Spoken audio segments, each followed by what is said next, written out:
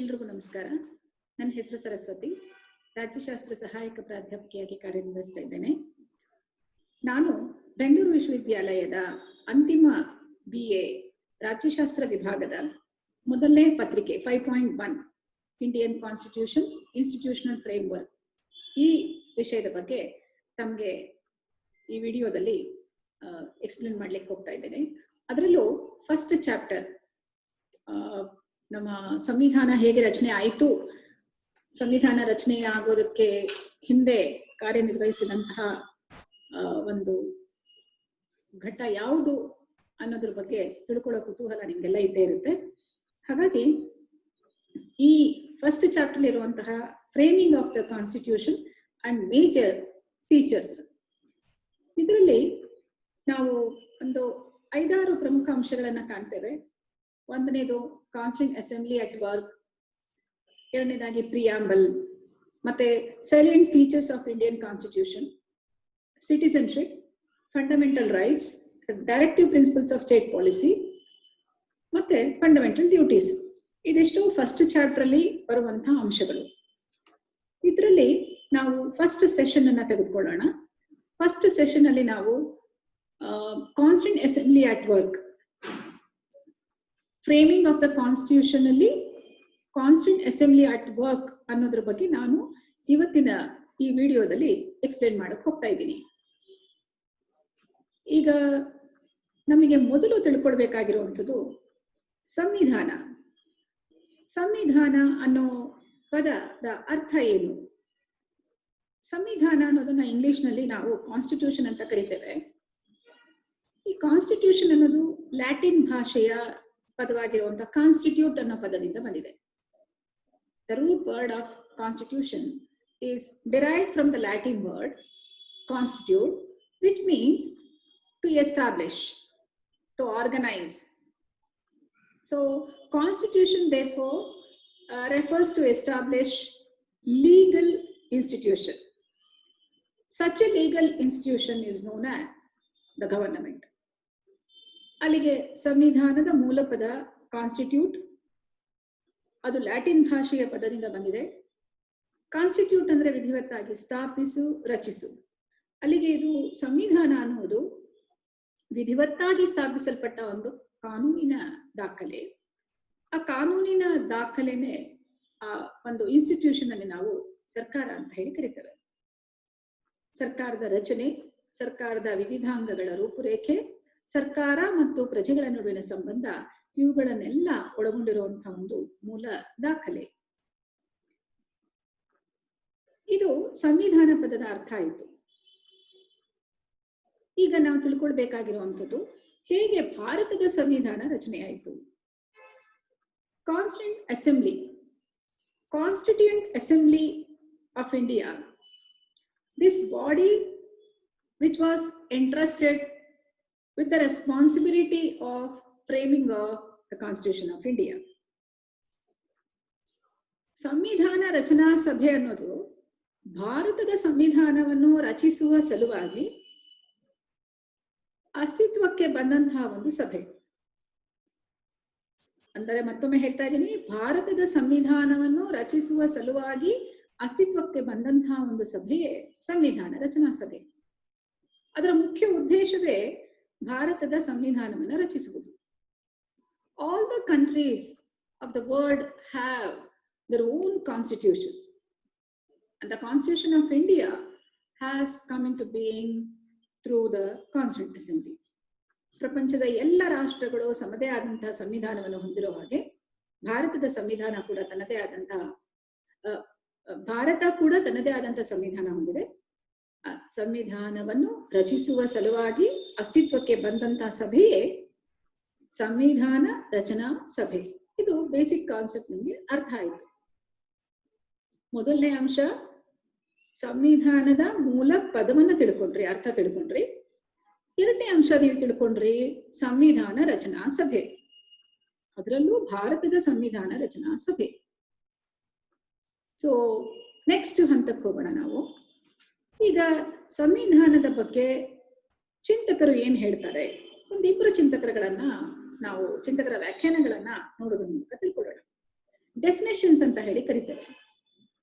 According to MacIver, the constitution which rules the state, ರಾಜ್ಯವನ್ನಾಳುವಂತಹ ಒಂದು ಕಾನೂನು, ಸಂವಿಧಾನ ಅನ್ನೋದು ರಾಜ್ಯವನ್ನಾಳುವ ಕಾನೂನು. ರಾಜ್ಯವನ್ನ ಆಳುವಂತಹ ಕಾನೂನು ಯಾಕೆ ಬೇಕು?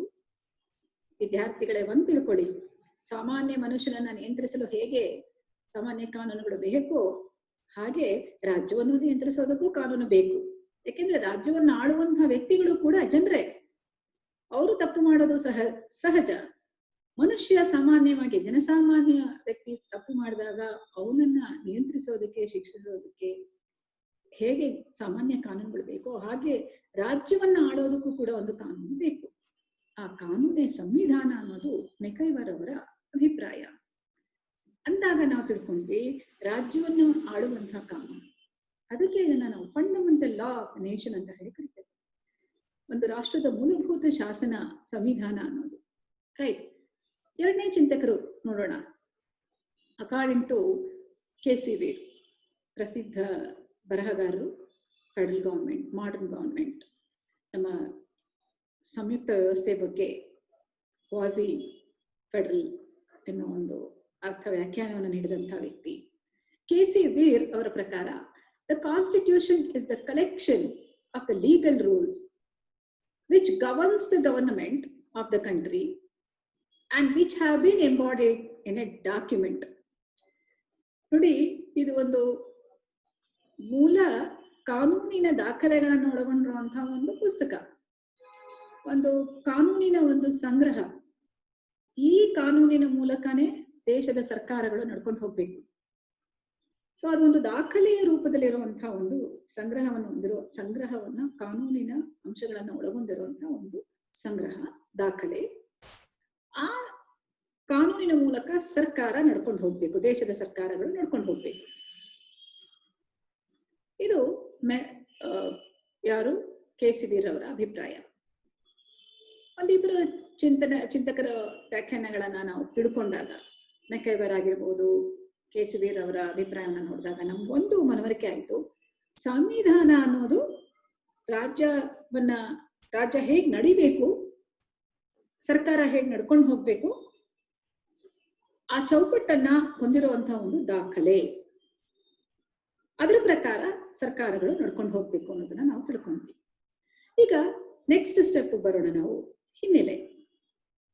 ಈಗ ಯಾವುದೇ ಒಂದು ಸಂವಿಧಾನ ರಚನೆ ಆಗ್ಬೇಕಾದ್ರೆ ಅದು ಅಧಿವೇಶನಗಳ ಮೂಲಕ ಆಗಿರ್ಬೋದು, ಸಭೆ ಇಲ್ಲವೇ ಸಮಿತಿಗಳ ಮೂಲಕ ಆಗಿರ್ಬೋದು ಅಸ್ತಿತ್ವಕ್ಕೆ ಬರೋದನ್ನ ನಾವು ಕಾಣ್ತೇವೆ. ಆಗ್ಲೇ ನಾನು ಹೇಳಿದಾಗೆ ಫಿಲಡೆಲ್ಫಿಯಾ ಅಧಿವೇಶನದ ಮೂಲಕ ಹೇಗೆ ಅಮೆರಿಕದ ಸಂವಿಧಾನ ಅಸ್ತಿತ್ವಕ್ಕೆ ಬಂತು, ಹಾಗೆ ಭಾರತದ ಸಂವಿಧಾನ ರಚನಾ ಸಭೆಯಿಂದ ಅಸ್ತಿತ್ವಕ್ಕೆ ಬಂತು ಅಂತ ನೋಡ್ತೀವಿ.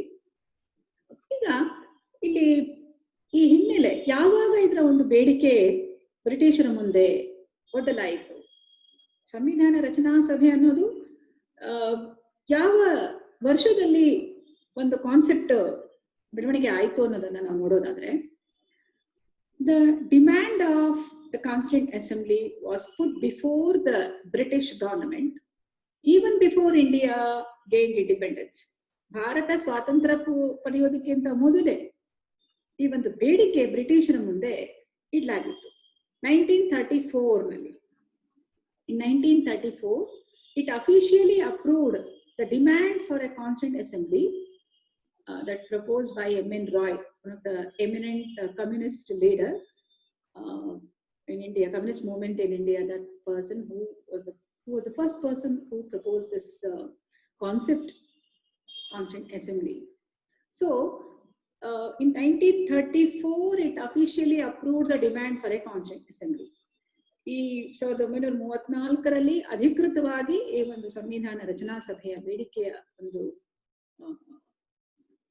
ಅಂಶ ಬಂದದನ್ನ ನಾವು ಕಾಣ್ತೇವೆ.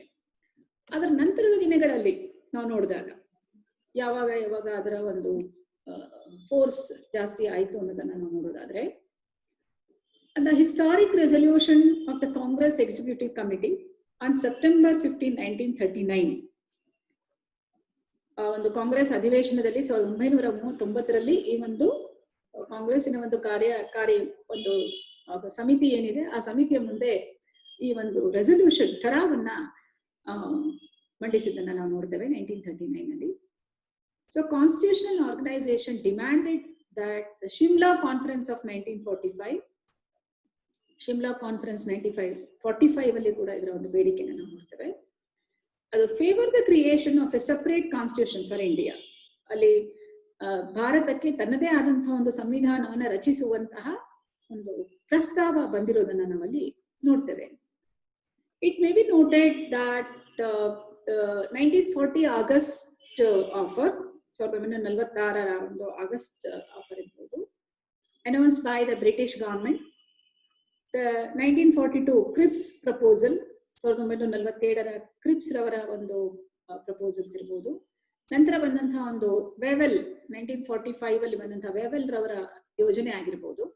So favoured the constitution making body of India, ಭಾರತದ ಸಂವಿಧಾನ ರಚನೆಯ ಒಂದು ಬಗ್ಗೆ ಬಲವನ್ನ ಪ್ರಸ್ತಾವವನ್ನ ಮಂಡಿಸಿರೋದನ್ನ ನಾವಲ್ಲಿ ನೋಡ್ತೇವೆ, ಪ್ರಸ್ತಾಪ ಆಗಿರೋದನ್ನ ನಾವಲ್ಲಿ ನೋಡ್ತೇವೆ. So according to the cabinet mission plan, Constituent Assembly will be formed on March 24, 1946. The leaders and many of the eminent persons in India, those some advice to the British government. Ali bandu they put some advice to the British government. Ali bandu ನಾವು ಗಮನದಲ್ಲಿ ಇಟ್ಕೊಳ್ಬೇಕಾಗಿರೋ ಅಂಶ ಏನಪ್ಪಾ ಅಂತಂದ್ರೆ, cabinet mission plan ಅನ್ನುವಾಗ cabinet ಅದು ಬ್ರಿಟನ್ನಿನ cabinet, ಅಲ್ಲಿನ ministers, ಈಗ Lawrence, Alexander, ಕ್ರಿಪ್ಸ್ಗಳ ಒಂದು ನಿಯೋಗ ಭಾರತಕ್ಕೆ ಬರುತ್ತೆ. ಆ ಭಾರತಕ್ಕೆ ಬಂದಂತ ನಿಯೋಗ ಅದನ್ನೇ ನಾವು ಕ್ಯಾಬಿನೆಟ್ ಮಿಷನ್ ಪ್ಲಾನ್ ಅಂತ ಕರೆಯೋದು. ಆ ಕ್ಯಾಬಿನೆಟ್ ಮಿಷನ್ ಪ್ಲಾನ್ ಕೆಲವೊಂದು ಪ್ರಪೋಸಲ್ಸ್ ಅನ್ನ ಬ್ರಿಟಿಷ್ ಸರ್ಕಾರದ ಮುಂದಿಡುತ್ತೆ. ಆ ಪ್ರಪೋಸಲ್ಸ್ ಏನು ಅಂತ ನೋಡೋದಾದ್ರೆ, ಸೊ ಈಗ ಒಂದು ಅಂಶ ನಾವು ಅರ್ಥ ಮಾಡ್ಕೋಬೇಕು. Cabinet mission plan, cabinet mission plan ಅನ್ನೋದು ಭಾರತದ ಒಂದು ಸಂವಿಧಾನ ರಚಿಸುವ ಸಲುವಾಗಿ ಒಂದು ಏನು ಬ್ರಿಟನ್ನಿನ ಸರ್ಕಾರದಿಂದ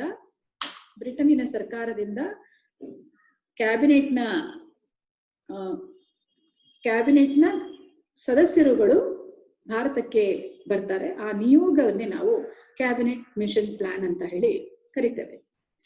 ಸೊ ಈ ಕ್ಯಾಬಿನೆಟ್ ಮಿಷನ್ ಪ್ಲಾನ್ ಕೆಲವೊಂದು ಪ್ರಪೋಸಲ್ಸ್ ಅನ್ನ ಬ್ರಿಟಿಷ್ ಸರ್ಕಾರಕ್ಕೆ ಏನ್ ಕೊಡುತ್ತೆ, ಆ ಬ್ರಿಟಿಷ್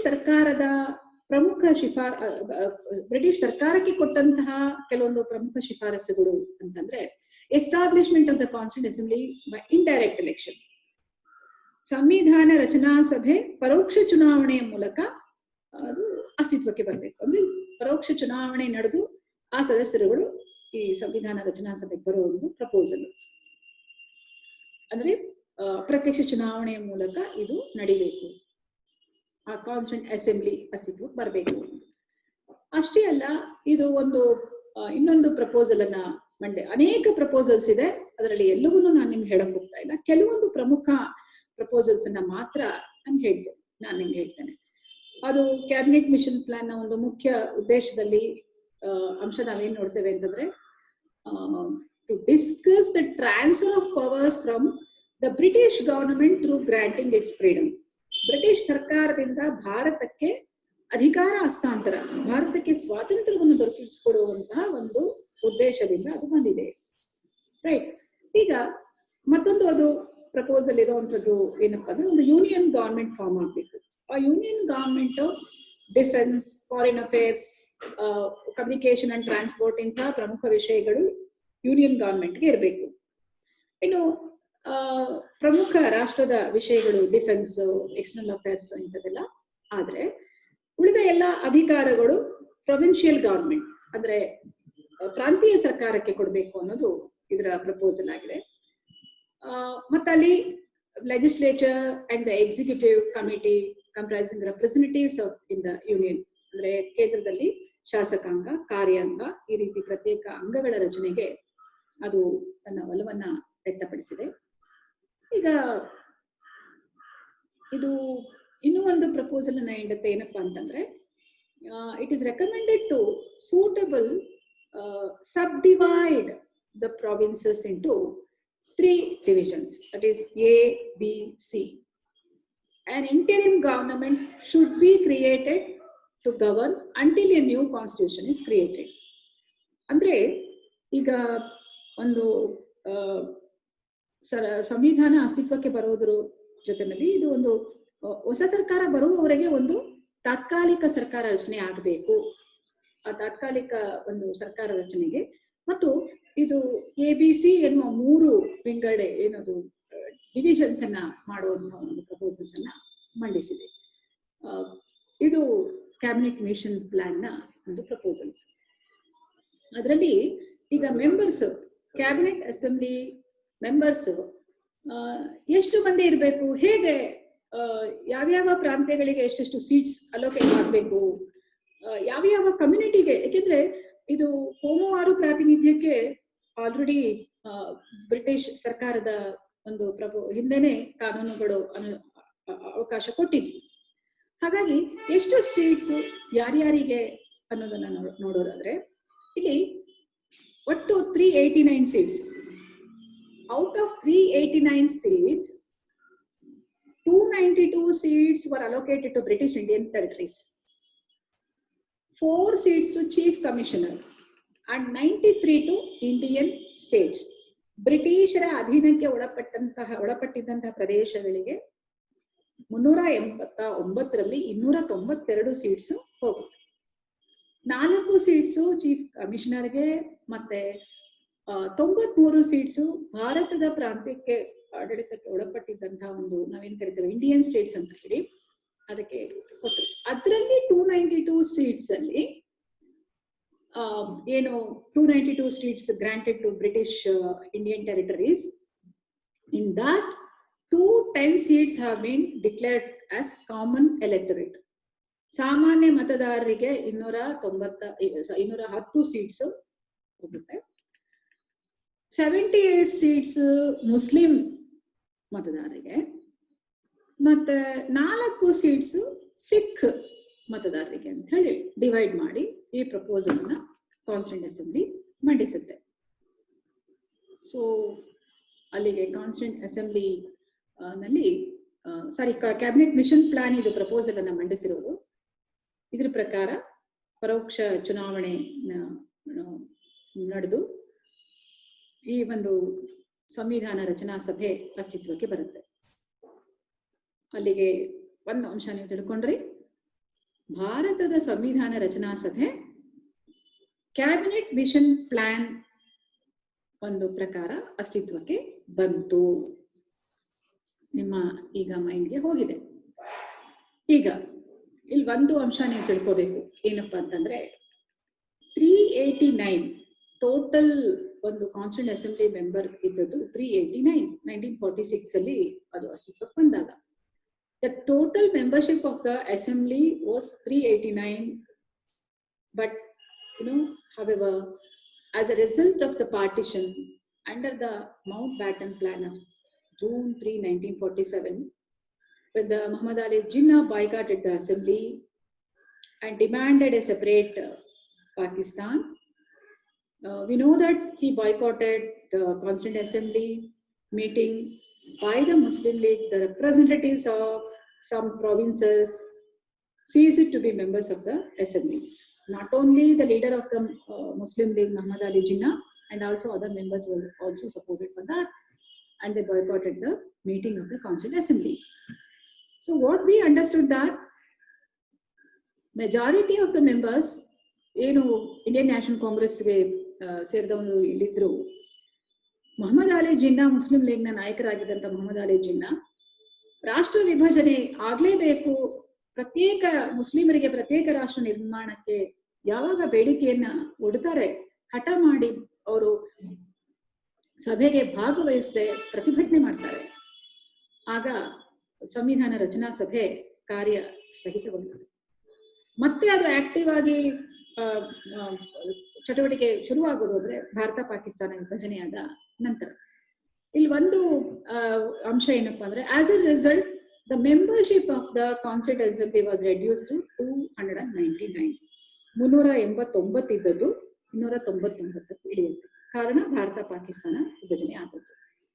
ಇಲ್ಲಿ ಒಂದು ಅಂಶ ನಾವು ನೆನಪಲ್ಲಿ ಇಟ್ಕೋಬೇಕು. ಅದೇನಪ್ಪ ಅಂತಂದ್ರೆ, ಬಹುತೇಕ ಮಂದಿ ಇಂಡಿಯನ್ ನ್ಯಾಷನಲ್ ಕಾಂಗ್ರೆಸ್ಗೆ ಸೇರಿದವರಾಗಿರ್ತಾರೆ, ಬಹುತೇಕ ಮಂದಿ ಹಿಂದೂಗಳಾಗಿರ್ತಾರೆ ಈ ಒಂದು ಸಂವಿಧಾನ ರಚನಾ ಸಭೆಯಲ್ಲಿದ್ದಂತಹ ಸದಸ್ಯರು.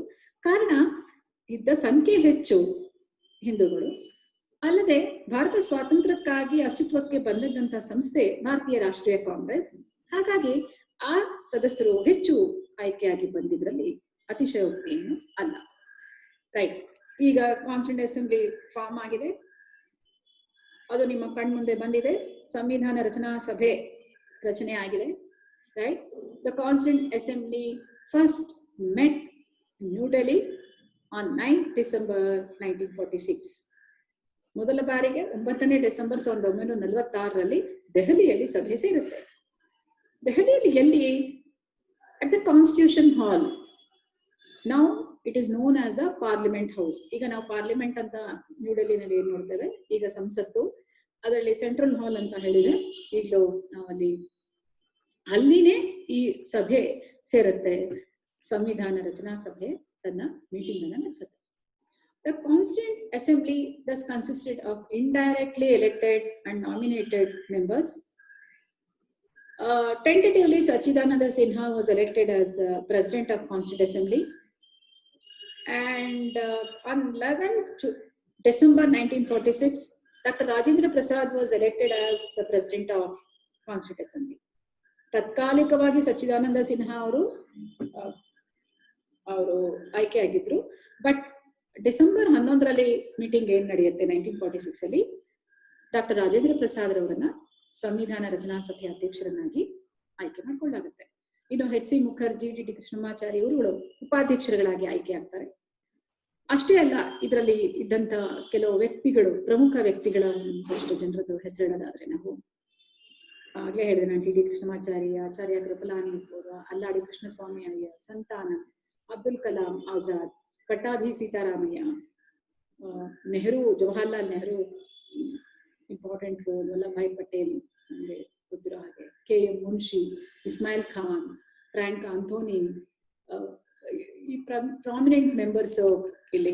ಇನ್ನು ಫಿಮೇಲ್ ಮೆಂಬರ್ಸ್ ಅಂತ ನಾವು ನೋಡೋದಾದ್ರೆ ಸುಚೇತಾ ಕೃಪಲಾನಿ, ವಿಜಯಲಕ್ಷ್ಮಿ ಪಂಡಿತ್, ಸರೋಜಿನಿ ನಾಯ್ಡು, ಹನ್ಸಾ ಮೆಹ್ತಾ, ರಾಜ್ಕುಮಾರಿ ಅಮೃತ್ ಕೌರ್, etc.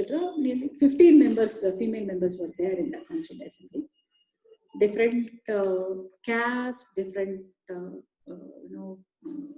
ಪ್ರೊಫೆಷನಲ್ಸ್, ಅವರು ಬೇರೆ ಬೇರೆ ವೃತ್ತಿಗೆ ಸೇರಿದಂತಹ, ಬೇರೆ ಬೇರೆ ಧರ್ಮಕ್ಕೆ ಸೇರಿದಂತಹ, ಬೇರೆ ಬೇರೆ ಜಾತಿಗೆ ಸೇರಿದಂತಹ ವ್ಯಕ್ತಿಗಳು ಅಲ್ಲಿ different political parties members were there in the Constituent Assembly. ಮತ್ತೊಂದು ಅಂಶ ಅಂದ್ರೆ, on 13th December 1946, Nehru presented a objective resolution of its, which was ratified on 22nd of January 1947. ನಾವು ಕನ್ನಡದಲ್ಲಿ ಅದನ್ನ ಧ್ಯೇಯಗಳ ನಿರ್ಣಯ ಅಂತ ಕರೀತೇವೆ. ಆ ಧ್ಯೇಯಗಳ ನಿರ್ಣಯವನ್ನ ಪಂಡಿತ್ ಜವಾಹರ್ಲಾಲ್ ನೆಹರೂರವರು ಡಿಸೆಂಬರ್ ನಾವು 13ನೇ ತಾರೀಕು ಡಿಸೆಂಬರ್ 1946ರಲ್ಲಿ ಪ್ರೆಸೆಂಟ್ ಮಾಡಿರೋದನ್ನ ಕಾಣ್ತೇವೆ. ಅದು 22ನೇ ಜನವರಿ 1947ರಂದು ಒಪ್ಪಿಗೆಯನ್ನ ಪಡ್ಕೊಳ್ಳುತ್ತೆ. ಅನುಷ್ಠಾನ ಒಪ್ಪಿಗೆಯನ್ನ ಪಡ್ಕೊಳ್ಳೋದನ್ನ ನಾವು ನೋಡ್ತೇವೆ. ಒಟ್ಟು 22 ಕಮಿಟಿಗಳನ್ನ ಮಾಡ್ಕೊಳ್ಳಾಗುತ್ತೆ ಸಂವಿಧಾನ ರಚಿಸುವ ಸಲುವಾಗಿ, ಸ್ಮೂತ್ ಆಗಿ ಅದು ನಡ್ಕೊಂಡು ಹೋಗ್ಲಿಕ್ಕೆ ಅಂತ ಹೇಳಿ. Doctor B R Ambedkar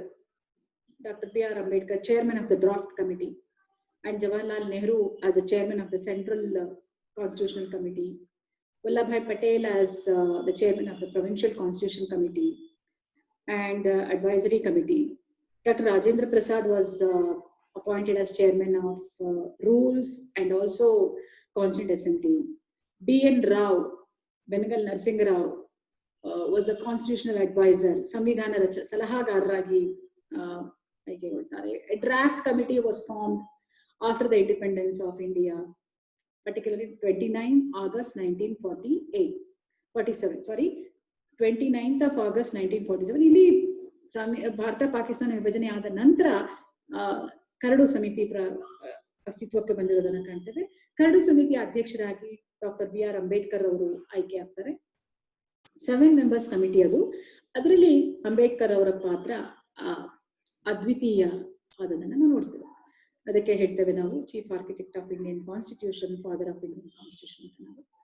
so on 4/11/1948 the Constituent Assembly took ನಾವು ನೋಡೋದಾದ್ರೆ ಎಷ್ಟು ಸಮಯ ಇದು ತೆಗೆದುಕೊಳ್ತು ಸಂವಿಧಾನ ರಚಿಸುವ ಸಲುವಾಗಿದ್ರೆ 2 years 11 months 18 days to complete its historic task of creating a constitution for independent India. But to verify it took 114 days. So India's Independence Act was issued on 18th July 1947. Constituent Assembly functioned as a temporary parliament. ಹೊಸ ಸರ್ಕಾರ ರಚನೆ ಆಗುವವರೆಗೆ ಪಂಡಿತ್ ಜವಾಹರ್ಲಾಲ್ ನೆಹರು ಅವರು ಭಾರತದ ಪ್ರಧಾನಮಂತ್ರಿಯಾಗಿ ನೇಮಕಗೊಳ್ತಾರೆ. ಸಂವಿಧಾನ ರಚನಾ ಸಭೆ ತಾತ್ಕಾಲಿಕ ಸಂಸತ್ತಾಗಿ ಕಾರ್ಯವನ್ನ ನಿರ್ವಹಿಸುತ್ತೆ. ಇದು 2 ವರ್ಷ 11 ತಿಂಗಳು 18 ದಿನಗಳು ತನ್ನ ಕಾರ್ಯವನ್ನ ಪೂರ್ಣಗೊಳಿಸೋದಕ್ಕೆ, ತನ್ನ ಸಂವಿಧಾನ ರಚನೆಯ ಕಾರ್ಯವನ್ನು ಪೂರ್ಣಗೊಳಿಸ್ಕೊಳ್ಳೋದಕ್ಕೆ ತೆಗೆದುಕೊಂಡಂತ ಸಮಯ. ಅದು ವೆರಿಫೈ ಮಾಡ್ಲಿಕ್ಕೆ ತೆಗೆದುಕೊಂಡದ್ದು 114 ದಿನಗಳು, 165 days ಇದ್ರೇನು ಈ ಡ್ರಾಫ್ಟ್ ಇದರಲ್ಲಿ ನಾವು ನೋಡುವಂಥದ್ದು. ಅದು ವೆರಿಫೈ ಮಾಡ್ಲಿಕ್ಕೆ 114 days ತೆಗೆದುಕೊಂಡಿರೋದನ್ನ ನಾವು ನೋಡ್ತೇವೆ. ಸೊ ಇಲ್ಲಿ ಒಟ್ಟು ಇನ್ನೊಂದು ಗಮನದಲ್ಲಿರಿಸ್ಕೊಳ್ಬೇಕಾಗಿರೋ ಅಂಶ ಇದು ಅಂದ್ರೆ 1935 ಇಂಡಿಯನ್ ಕೌನ್ಸಿಲ್ ಆಕ್ಟ್ ಏನಿದೆ ಅದರ ಒಂದು ಬೇಸ್ ಮೇಲೆ ಇದು ಡಿಸ್ಕಷನ್ ಶುರು ಆಗುತ್ತೆ ಭಾರತದ ಸಂವಿಧಾನ ರಚನೆಯ ಕಾರ್ಯದಲ್ಲಿ. Of the 7,635 amendments put forward by members of the Constituent Assembly, meeting ಅಲ್ಲಿ ಸಂವಿಧಾನ ರಚನಾ ಸಭೆ ಮೀಟಿಂಗ್ ಅಲ್ಲಿ ಒಟ್ಟು ಇಷ್ಟು ತಿದ್ದುಪಡಿಗಳು ಚರ್ಚೆಗೊಳಪಡುತ್ತವೆ. ಅದರಲ್ಲಿ 2,473 were amended, ತಿದ್ದುಪಡಿ ಆಗತ್ವೆ. The Constitution of India was finally adopted on 26 November 1949. 26 November 1949 ಇದನ್ನ ಅಡಾಪ್ಟ್ ಮಾಡ್ಕೊಳ್ಳಲಾಗುತ್ತೆ, ಭಾರತದ ಸಂವಿಧಾನವನ್ನ adapt ಮಾಡ್ಕೊಳ್ಳಲಾಗುತ್ತೆ. So the Constitution of India was officially adopted on 26 January 1950. 26 ಜನವರಿ 1950 ಭಾರತದ ಸಂವಿಧಾನ ಅಧಿಕೃತವಾಗಿ ಜಾರಿಗೆ ಬರುತ್ತೆ.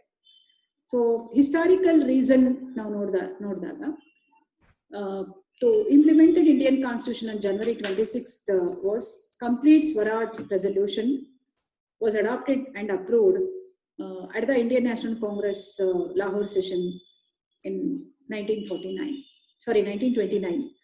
ಸೊ ಸಂಪೂರ್ಣ ಸ್ವರಾಜ್ಯದ ಠರಾವು ಅಥವಾ ಘೋಷಣೆಯನ್ನ ಇದು ಮಂಡಿಸಿರುತ್ತೆ ಇಂಡಿಯನ್ ನ್ಯಾಷನಲ್ ಕಾಂಗ್ರೆಸ್ನ ಲಾಹೋರ್ ಅಧಿವೇಶನದಲ್ಲಿ. ಆ ಒಂದು ದಿನದ ಸವಿ ನೆನಪಿಗೋಸ್ಕರ ಭಾರತದ ಸಂವಿಧಾನವನ್ನು 26 ಜನವರಿ 1950 ಅಧಿಕೃತವಾಗಿ ಜಾರಿಗೆ ತರಲಾಗುತ್ತೆ. ಸೊ ಸ್ಟೂಡೆಂಟ್ಸ್, ಇದುವರೆಗೂ ನೀವು ಸಂವಿಧಾನ ರಚನಾ ಸಭೆಯ ಕಾರ್ಯವೈಖರಿ ಬಗ್ಗೆ ನೀವು ತಿಳ್ಕೊಂಡ್ರಿ. ಸಂವಿಧಾನ ರಚನೆ ಆಗಿರೋದು ಸಂವಿಧಾನ ರಚನಾ ಸಭೆಯ ಮೂಲಕ. ಆ ಸಂವಿಧಾನ ರಚನಾ ಸಭೆ ಹೇಗೆ ಅಸ್ತಿತ್ವಕ್ಕೆ ಬಂತು, ಅದರಲ್ಲಿ ಎಷ್ಟು ಸದಸ್ಯರಿದ್ರು, ಎಷ್ಟು ಟೈಮ್ ಅನ್ನು ತೆಗೆದುಕೊಳ್ತು, ಎಷ್ಟು ಸಮಿತಿಗಳಿತ್ತು ಅನ್ನೋದನ್ನ ನಾವೆಲ್ಲ ತಿಳ್ಕೊಂಡ್ವಿ. ಇದು ಅಸ್ತಿತ್ವಕ್ಕೆ ಬಂದಾಗ, ಭಾರತದ ಸಂವಿಧಾನ ಅಸ್ತಿತ್ವಕ್ಕೆ ಬಂದಾಗ 395 articles, 8 schedules, 22 parts. So originally the constitution of India ಏನು ಜಾರಿಗೆ ಬರುತ್ತೆ ಆ ಟೈಮಲ್ಲಿ ಇದ್ದಂಥದ್ದು. ಸೊ ಈ ಅಂಶಗಳನ್ನ ನೀವೇನ್ ತಿಳ್ಕೊಂಡಿದ್ದೀರಾ, ಇಲ್ಲಿ ಸ್ವಲ್ಪ ಒಂದೆರಡು ಟೀಕೆಗಳನ್ನು ಕೂಡ ನಾವು ತಿಳ್ಕೊಳ್ಳೋದು ಅತ್ಯಂತ ಅವಶ್ಯಕ ಆಗಿದೆ. ಸಂವಿಧಾನ ರಚನಾ ಸಭೆ ಬಗ್ಗೆ ಇದ್ದಂತಹ ಕೆಲವೊಂದು ಟೀಕೆಗಳು. ಅದರಲ್ಲಿ ಮೊದಲನೇದೇನಪ್ಪಾ ಅಂತಂದ್ರೆ, ನಾಟ್ ಪೀಪಲ್ ರೆಪ್ರೆಸೆಂಟೆಡ್, ಪ್ರಜೆಗಳಿಂದ ನೇರವಾಗಿ ಪ್ರತಿನಿಧಿಗಳು ಆಯ್ಕೆ ಆಗಿ ಬರಲಿಲ್ಲ. ಅದರಲ್ಲೂ ಭಾರತ ಸ್ವಾತಂತ್ರ್ಯಕ್ಕಿಂತ ಮೊದಲೇ ಬಂದಂತ ರಚನಾ ಸಭೆಗೆ ಯಾವ ಒಂದು ಸಾರ್ವಭೌಮತ್ವ ಇದೆ ಅನ್ನೋದು ಒಂದು ಪ್ರಶ್ನೆ. ಎರಡನೇದು ಕಾಂಗ್ರೆಸ್ ಡಾಮಿನೇಟ್, ಹೆಚ್ಚು ಸದಸ್ಯರು ಭಾರತೀಯ ರಾಷ್ಟ್ರೀಯ ಕಾಂಗ್ರೆಸ್ಗೆ ಸೇರಿದವರಾಗಿದ್ರು. ಹಾಗಾಗಿ ಇದೊಂದು ಕಾಂಗ್ರೆಸ್ ಡಾಮಿನೇಟ್ ನ ಒಂದು ಸಭೆ ಆಗಿತ್ತು ಅನ್ನೋ ಒಂದು ಟೀಕೆಯನ್ನು ಕಾಣ್ತಾರೆ. ಹಾಗೇನೆ ಹಿಂದೂ ಡಾಮಿನೆನ್ಸ್, ಹೆಚ್ಚು ಮಂದಿ ಹಿಂದೂಗಳ ಪ್ರಾತಿನಿಧ್ಯ ಅಲ್ಲಿ ಇದ್ರು ಅನ್ನೋದು, ಹಾಗಾಗಿ ಹಿಂದೂ ಡಾಮಿನೆನ್ಸ್ ನ ಒಂದು ಟೀಕೆಯನ್ನು ನಾವು ನೋಡ್ತೇವೆ. ಮತ್ತೆ dominance of lawyers and political parties, ಇಲ್ಲಿ ಲಾಯರ್ಗಳ ಸ್ವರ್ಗ ಅಂತ ಕೂಡ ಟೀಕೆ ಮಾಡಿದ್ದಾರೆ. ಹೆಚ್ಚು ಮಂದಿ, ಈಗ ನೀವು ವಲ್ಲಭಾಯ್ ಪಟೇಲ್, ಜವಾಹರ್ಲಾಲ್ ನೆಹರು, ನೀವು ನಮ್ಮ ಕರ್ನಾಟಕದವರೇ ಆಗಿದ್ದಂತಹ ಮೆಂಬರ್ಸ್ ಅನ್ನ ನಾವು ತಿಳ್ಕೊಂಡ್ರೆ S Nijalingappa, Kengal Hanumanthaiah, K C Reddy, ನೀವು ಬಹುತೇಕ ಮಂದಿ ಸದಸ್ಯರುಗಳು ಕಾನ್ಸ್ಟಿಟ್ಯೂಂಟ್ ಅಸೆಂಬ್ಲಿ ಮೆಂಬರ್ಸ್ ಬಹುತೇಕ ಮಂದಿ ಲಾಯರ್ಗಳಾಗಿದ್ರು. ಹಾಗಾಗಿ ಇದು dominance of lawyers and politicians ಅಂತ ಹೇಳಿ ಟೀಕೆಗಳಿವೆ. ಬಟ್ ಏನೇ ಟೀಕೆಗಳಿದ್ರು ಕೂಡ ಇದೊಂದು ಟಾಸ್ಕ್ ಅನ್ನ ಕಂಪ್ಲೀಟ್ ಮಾಡಲಿಕ್ಕೆ ನಮ್ಮ ಭಾರತದ ಸಂವಿಧಾನವನ್ನ ರಚಿಸುವುದರಲ್ಲಿ ಡಾಕ್ಟರ್ BR ಅಂಬೇಡ್ಕರ್ ಅವರ ಒಂದು ಪಾತ್ರ ಅದ್ವಿತೀಯ ಅನ್ನೋದನ್ನ ನಾವು ತಿಳ್ಕೊಳ್ತೇವೆ. ಹಾಗಾಗಿ ಅವರನ್ನ chief architect of Indian constitution ಅಂತ ಕರಿತೇವೆ.